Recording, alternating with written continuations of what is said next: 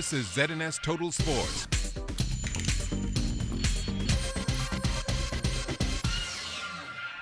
Good evening, Bahamas. I'm Kelsey Johnson. Welcome to Sports Thursday. It's regatta time again, and it's all about Long Island. The 49th annual Long Island Regatta is taking place in Salt Pond, Long Island, and our Charles Fisher is there and followed this report. Well, as you can see, Deadman's Key Airport was busy from Thursday afternoon as all planes were headed there, especially the Salt Pond, for the 49th Long Island Regatta. After being partially destroyed by Hurricane Joaquin last year, the regatta village was buzzing as they came from north and south, east and west for the start of the 4-day festivities. The ocean races dominated day number 1 in the Class A Hawley Cartwright Memorial, sponsored by the Fair family. It was Tidal Wave, skipped by Brooks Miller, taking the cannon. Steve Smith was aboard the sloop. Actually, to be honest with you, Tidal Wave was sailing very well in Georgetown. We came over here, nothing has changed. We had a few mishaps over there, and so we decided to bring Tidal Wave. I'm actually the skipper on Lady Muriel, but we normally team up with one boat if it becomes necessary. And I'm pretty sure they picked the bad one today because definitely there was no competition for us. We don't expect anything to change. I mean, the crew is pretty much ready, and we expect to go out there and pretty much do the same thing. What kept you guys away for so long? Well, actually, to be honest with you, we didn't really stay away for so long, but it's just 2 years ago we brought Lady Muriel, and this time they were crying out for us to bring Tidal Wave. Well, again, you know, things didn't change. I think they picked the wrong one this time, and now they're paying for it daily. Coming in second was Rough Justice. Third went to Running Tide. Fourth, Southern Cross.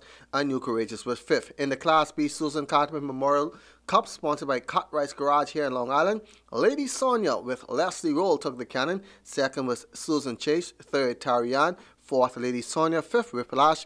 Sixth, Barbarian. And seventh, Aunt's Nest. In the Class C BTC Cup race, it was Witty K once again showing its dominance with Stephen Knowles aboard the tiller. Coming in second was Sacrifice. Third, Bull Reg.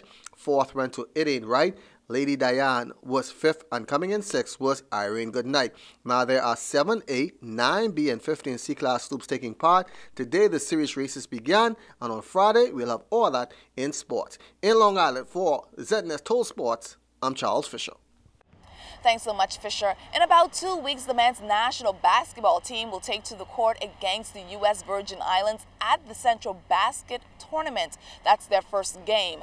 Now, the team has yet to be shaved down, but they continue to practice over at the AF Adley and the Donald Davis gyms. It's been going pretty well. You know, I'm learning a lot, and we got more guys coming in who are supposed to add a good value to the team. What kind of potential do you think this team has when it travels?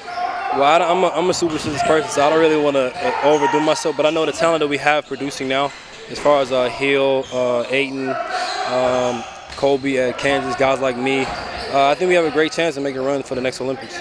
Swinging its way up the sports tourism ladder is golf. The Bahamas Golf Federations, the executives of that board, are preparing to host more than 70 golfers from around the region at the Caribbean Amateur Golf Championships. We have more tourists than any of our neighbors, and less golf courses than any of our neighbors.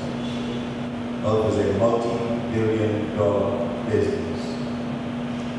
And in this ministry, and what we're doing now with the NSA, we have demonstrated clearly to the Bahamian people that we are now in the business of sports. Hitting the stage for the first time were Therese Nan and Felecia Rigby. They are both ready to strike another pose for the competition. Next up for me is Northern Bahamas, July 23rd, 8 weeks out. So you putting Grand Bahama on notice you coming? Yes, I'm coming, Grand Bahama. I'm coming for you. Next for me, I'm considering going to Freeport. That's where they're having a next competition, so I'm considering doing that next. And finally in sports, Club 1's Battle of the Sexes Sexy Summer Slim Down Challenge kicks off this Sunday, June 5th at the Sandy Port facility at 1 p.m. Some of our very own ZNS employees will participate in the 8-week challenge. The men will go up against the women to see who can lose the most inches and weight. Points will also be awarded for social media participation. It also includes nutritional assistance and a 1-week session with a personal trainer. Tune in to the ZNS Network and see exactly how we do. I know I'm going to win this one once again. That's all the time we have for sports. Once again, I'm Kelsey Johnson.